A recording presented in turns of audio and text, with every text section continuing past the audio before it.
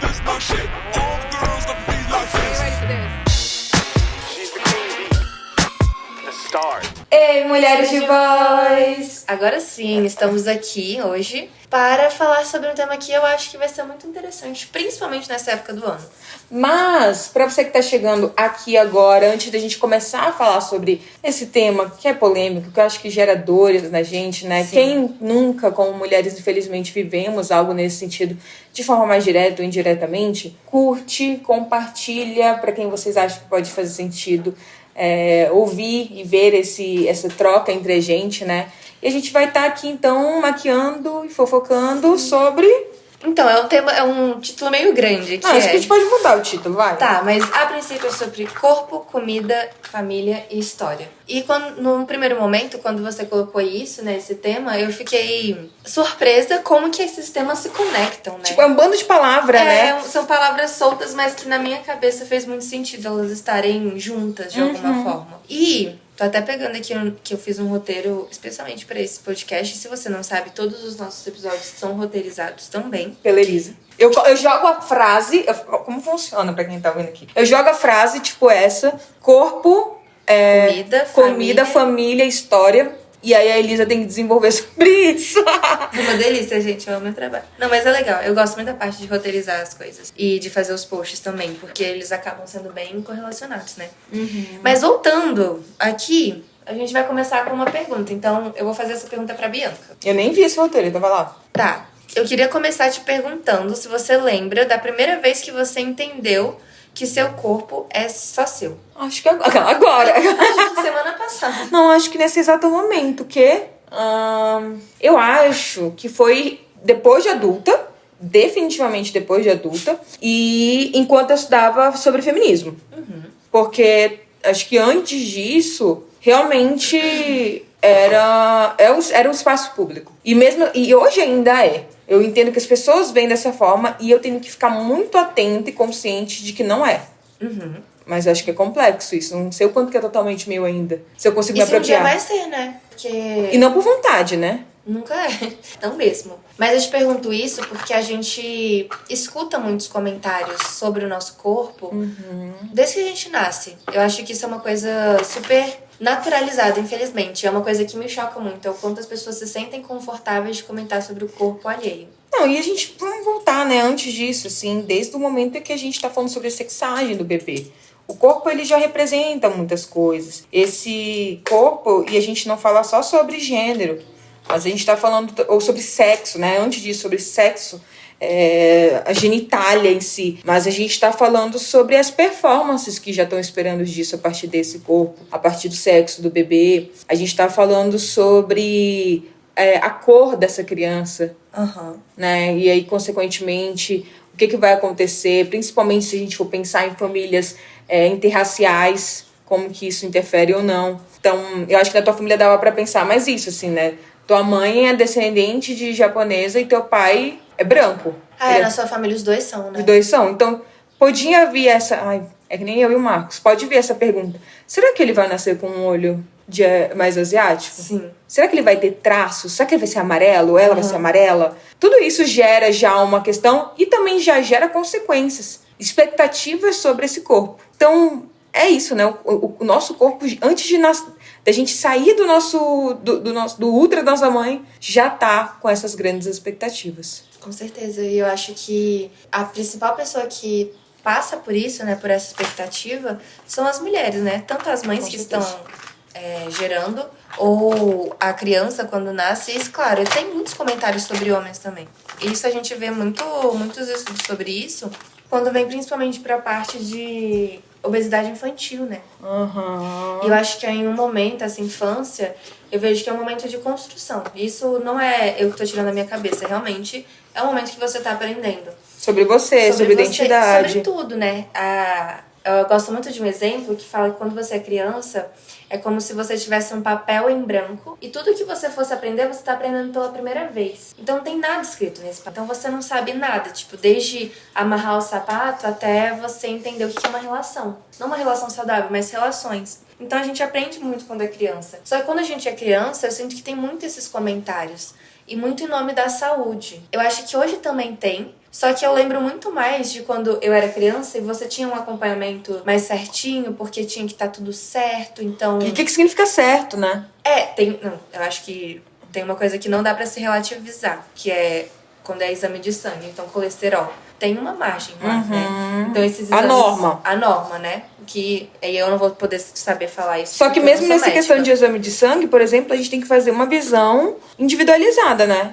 É aquilo que eu sempre falo, por exemplo, eu tenho várias doenças autoimunes. O meu exame de sangue tem que ser lido a partir desse viés. Isso é verdade. Isso é um ótimo ponto, inclusive, porque eu vejo que muita gente generaliza até essas questões que não se dá pra generalizar. E, enfim, uma parte, quando eu te pergunto sobre o que é...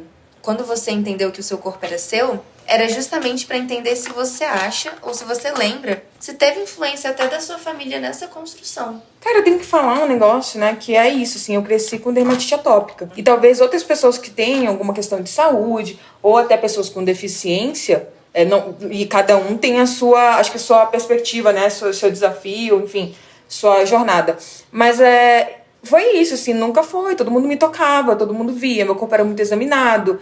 Eu descobri que eu tinha alergia a todos os ácaros do ar. Então, tipo, basicamente, eu estava andando com alergia. Eu sentia alergia. E desde criança, assim, as pessoas... É isso, as pessoas falavam, comentavam. O que é isso? Pessoas que eu nunca vi. Ah, mas por que você tá vermelha? E, cara, tem uma coisa que eu odeio até hoje, é quando alguém me fala assim, olha, você viu que tá vermelho bem aí? Você tá com alergia. Eu sei, tipo assim, de verdade, eu sei. Pode ter certeza que se tem uma pessoa que sabe, sou eu. Uhum. E as pessoas fazem muito isso, assim, né? E isso pra várias características. Se a gente for falar também sobre tantas outras, né? Até sobre raça, a gente como uma mulher amarela, meu Deus do céu.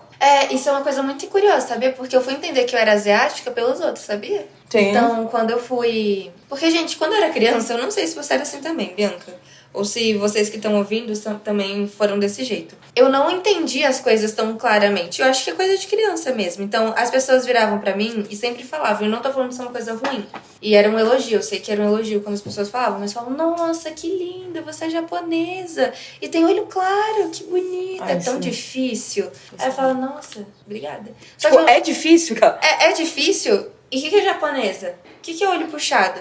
E aí eu fui entender isso muito tempo depois. Eu fui entender muito tempo depois meu nome. Tipo, saber escrever meu próprio nome. Porque nome de japonês eu acho mais difícil de ser escrito. Na cultura brasileira, Na total. cultura brasileira. E não é um nome que as pessoas já olham e falam, nossa, ok. É tipo, como é que é? Você quer falar sobre... O seu nome é bonito. Não, meu nome é bonito. Você não acha seu nome bonito? Eu acho péssimo meu nome. Por quê?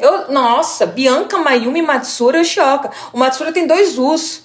Como uma criança aprende um nome desse? Isso mesmo. Meu é Elisa Sayuri Haratani Henrique. São 2 nomes japoneses. São. O meu é o nome... Se tivesse o Bianca... Sem o Bianca. Mayumi Matsura Yoshioka. É difícil, cara. É muito... Nossa, realmente. E ninguém explica como escreve SH. E ninguém fala que não é um nome português também, né? Não. Porque, tipo assim, quando a gente tá aprendendo inglês, a gente entende que é mais difícil porque é um nome inglês. É. Mas sobre o nosso próprio nome, parte do pressuposto que a gente sabe que não é. Só que quando eu era criança, eu não sabia. Gente, Eu já te falei como eu descobri que o que eu vivia numa cultura asiática foi quando eu era criança. Minha amiga da infância tava na casa da minha avó, que eu morava com a minha avó, né? E essa minha amiga falou assim... Aí eu falei, ai, amiga, passa aí o Tchauan. E essa amiga ficou assim, o que é Tchauan? Eu, Tchauan, né, gente? Tchauan. Daquele meu jeito sempre simpático. Aham, muito, muito assertivo. Tchauan, pega Tchauan. E ela ficou me olhando assim. Aí eu, comecei a rir. Falei, vó, nem sabe. A Letícia não sabe o que é Tchauan. A minha avó ficou olhando pra minha cara incrédula, assim. Como não? Claro que ela não sabe. E você não sabia que ela não sabia? Não, porque eu não sabia que era japonês. Pra mim era uma palavra. Como xícara. Não é uma coisa muito louca sobre linguagem? Tipo assim, Não, pra mim era eu acho- xícara. Qualquer pessoa que falasse xícara, entenderia que era xícara. E aí, quando ela foi me falar que aquilo ali era só japoneses, que pessoas que falavam japonês falavam isso, meu mundo explodiu, assim. Foi uma descoberta milenar, assim, na minha cabeça. Foi aqueles momentos canônicos mesmo. Até hoje eu lembro. O meu, acho que foi esse... Eu não sei qual que foi o momento, mas foi o momento que eu falei, caraca, isso pra mim ainda é muito zoado, porque pra mim meu olho não é puxado. Eu sou totalmente... Eu juro pra ti. Pra mim eu sou totalmente brasileira. Eu não consigo me olhar e falar, nossa, eu sou descendente asiático. Pra mim isso é bizarríssimo. E aí, um menininho, ele veio falar comigo. e falou, você é descendente, você é da China? Você é chinesa? Eu falei, quê? Aí ele falou, só que eu era criança e ele era menor do que eu. E aí eu fiquei, não. E aí foi aquele insight que me deu, por que ele acha que eu sou chinesa? Tipo, o que eu tenho que mostrar isso? E aí foi esse estralo que me deu. Eu sempre acho muito engraçado quando você fala estralo. Como? Estalo. Estalo? Estralo. Estralo? Como é que você fala, Marcos? Fala estalo. Gente, será que é estralo? Ou é estalo? Eu acho que pode ser estalo, sabe? Estalar, estralar. Será que eu falei errado? Ou eu falo muita coisa errada, eu não duvido nada. Não, aqui ó. Estralar também está correto, assim como estalar. Então pode ser duas coisas. Ambos significam dar estalo. Dar estalo. Muito bom. Então, é porque estalinho não é estralinho, entendeu? É verdade. Enfim. Enfim, mas aí me deu esse negócio. Só que uma coisa que me chama atenção quando a gente fala sobre essa relação de corpo é como que a família ela também tem influência sobre a gente. Sim. Porque a nossa família é o primeiro contato que a gente tem com o mundo. Não só a nossa família que eu falo nuclear, mas as pessoas que a gente convive, né? O que eu acho que é bem interessante disso que a gente tá conversando, sobre a família e tudo mais, é que a nossa família, no caso, eu acho que faz parte de gerações. A nossa família não conversou sobre muitas coisas com a gente. Sobre essa questão de corpo, sobre o que é meu, o que é do outro, sobre até questões de proteção com a gente. Tem um espaço seguro. Poxa, mãe, pai, fulaninho tocou em tal lugar que eu não gostei. A gente não falava sobre isso. A culpa de alguém tocar no nosso corpo era nossa. E eu acho que não só não teve essa conversa, porque eu realmente acho também que não teve. Não sei se vai ter. Você acha que não vai ter? Eu acho que a próxima geração vai trazer. Mas a gente já tá A vendo. próxima geração... A gente já tá vendo. Porque a gente já tá vendo, por exemplo, as pessoas falando de uma forma diferente na escola. Talvez. Eu acho que não tá no lugar ideal ainda. Porque eu fico vendo, tipo, a próxima geração, acho que a nossa, assim, mais ou menos, pode ser que comece. Não acho que vai ser regra. Não, mas eu acho não que é regra. depois da nossa, Não, depois da nossa vai ser bem melhor, eu acho provavelmente. que vai ser bem, bem bom.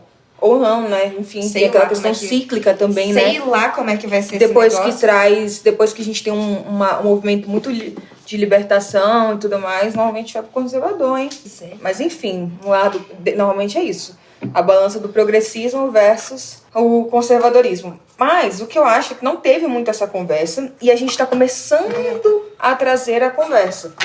E essa conversa, ela, por ser, eu acho que ainda muito embrionária, né? A gente ainda tá vendo também muitas coisas contra isso, assim. Como você está falando isso pra uma criança já vai ficar sabendo o que é órgão sexual, já vai saber o que é abuso? Vai.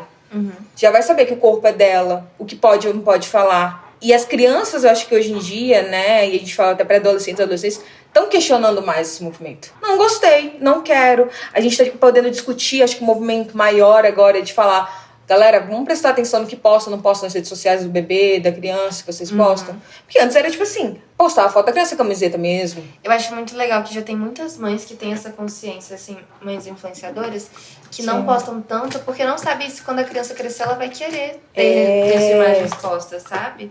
Eu acho muito, muito consciente mesmo. E enquanto eu tava fazendo a pesquisa pro nosso roteiro, eu vi em um dado que 72% das pessoas entrevistadas acham que o ambiente familiar é um ambiente hostil. Então, aí que tá, né? E aí a gente volta pra realidade que a gente cresceu hoje em dia. Eu acho que hoje ainda é muito normal, por exemplo, pros meus pais, minhas tias, meus tios avós, não chegarem e falarem do meu corpo. Engordou, né, Bianca? Nossa, minha mãe mesmo, assim. Ano passado a gente tava na minha cidade natal e aí a gente encontrou uma prima da minha mãe, mesmo grau.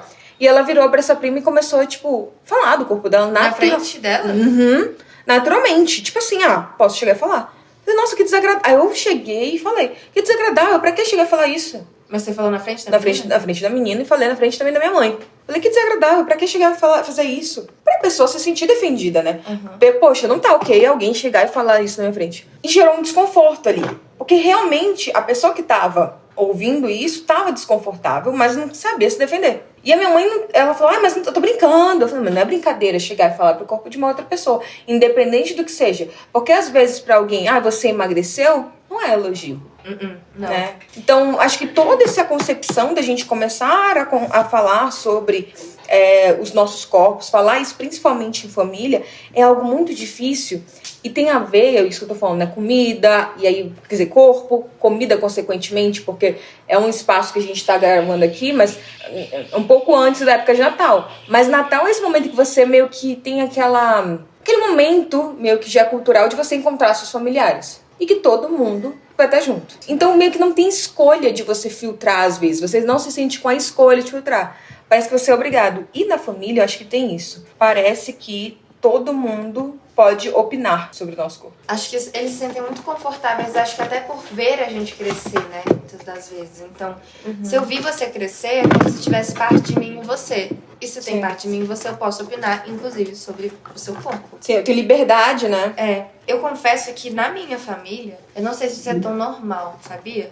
Eu não lembro muito de comentários da minha família sobre o meu corpo, por exemplo. Eu tenho uma tia que ela sempre comenta e tal, mas eu sei que ela não faz por mal. Mas você acha que alguém faz por mal? Eu acho. Que a gente vai indo por essa justificativa, eu vou fazendo por mal, não vou. Não, a pessoa nunca vai justificar, eu faço isso por mal. Não, lógico que ela nunca vai falar que faz por mal, mas a gente sabe. Você sabe quando não é pra te ver melhor. Que é cuidado, né? Eu acho que na minha família, principalmente entre as minhas primas, a gente tem muito essa consciência de, tipo, nunca aconteceu comigo, eu não sei com as outras, então eu não coloco meu mão no fogo, mas de não comentar mesmo. Então, engordou, emagreceu, aconteceu alguma coisa. A gente só não comenta, a gente pergunta sobre outras áreas da vida e aí a gente vai vendo. Mas eu sei que muitas vezes a família, ela tem muito esse lugar até de comparação, né? Então, de comparar, porque você tá vendo que a sua irmã tá super magra e você tá assim? Você quer ficar assim? Então eu vejo que tem muito esse lugar de comparação também. Acho que é um cuidado também, principalmente nesse ano em que a gente tá falando no último episódio, né? A gente tá voltando pra esse corpo super magro. Esse tipo de pressão, ele não acontece só na família. E eu acho que num lugar em que a concepção vem, né? Família vem com o significado de cuidar, de zelo, de proteção. E ser um espaço, na verdade, que nem você falou, mais de 70% das pessoas não se sentem assim. Pelo contrário, se sentem oprimidos, se sentem violados. É muito triste, porque a gente fala, em que lugar, então, eu pertenço? Em que lugar eu sou verdadeiramente aceita? Como eu posso confiar? E se isso já vem desde a infância, essa se torna uma dor carregada na história da pessoa, né? Já se torna um lugar ali que a gente, não tô falando de uma forma determinista, mas é isso, né? Querendo ou não, a gente vai sentindo faltas, vai sentindo dores, vai sofrendo traumas em relação a isso, principalmente como mulheres, que quando chega na vida adulta, a gente começa a questionar, nossa, mas por que eu me preocupo tanto? Porque toda vez que chega nesse final de ano, eu não tô muito animada, eu tô desconfortável. É um negócio que aconteceu muito, eu tô sentindo, e eu detesto. Porque agora, eu sempre tento malhar de manhã ou cedinho, ou menos que cedinho, tipo 8 horas. Só que agora a academia tá insuportável. Isso eu vi você compartilhando hoje nos stories. E a academia tá insuportável. Não dá. E assim, a academia onde eu malho, do meu condomínio, não é tão grande, mas era vazia, sabe? Agora, cheia de não conseguir fazer exercício. E eu fui comentar isso com o meu personal. Ele falou, projeto verão, né? Todo mundo querendo. Porque volta pra aquilo do corpo ser público, né? E é muito triste a gente ter, de novo, falar sobre um momento que é de comemoração, celebração, a depender da cultura, um momento de união, né? Se a gente tá falando nesse momento Natal, assim, de uma forma bem geral, ser um lugar de opressão. Pelo contrário, ser um lugar desconfortável pra se estar. E ainda mais que o Natal envolve muita comida, né? Natal, assim, socialização, a comida é um elemento de socializar, né? Sim, ainda mais que no Brasil. Exato. E deixar de ser um momento prazeroso por ter a comida, porque tem os julgamentos, realmente faz questionar se realmente vale a pena estar naquele ambiente, né? Sim, com certeza. E o que você acha que dá pra fazer em relação a isso, dona Elisa? Eu não sei se dá pra fazer muita coisa no sentido de... Muitas das coisas que impactam a gente são ditas por outras pessoas.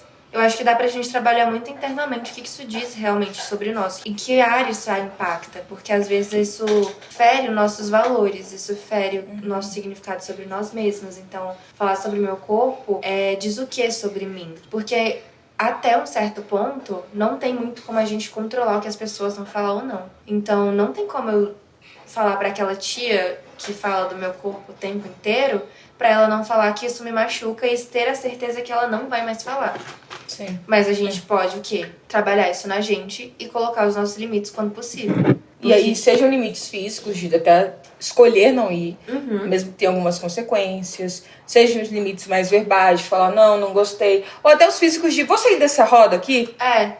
Quando eu perceber que tá tendo só eu e fulano de tal nessa rodinha, já tô vendo que é hora de ir saindo. Então, fazer algo nesse sentido pode ser algo importante pra vocês. E lembrem, acho que uma pergunta importante é, qual é o significado da comida pra você? O que significa ter um corpo saudável pra ti? Quais são as tuas concepções? Quais são os teus objetivos? Revisita essa tua história também, como que isso tocou em ti. E lembre-se que você pode dar um novo significado. Podemos constantemente dar novos significados para o que vivemos e o que estamos vivendo. Se vocês gostaram, compartilhem, curtam, avaliem com 5 estrelas. Esperamos que isso chegue até vocês com muito carinho, com muito afeto. Tenham boas festas, né? Na medida do possível, desejamos. Sim. E é isso, gente. Feliz Natal. Um beijo. Tchau, tchau. Tchau. This my shit. All girls love to be like this. She's the queen bee, the star.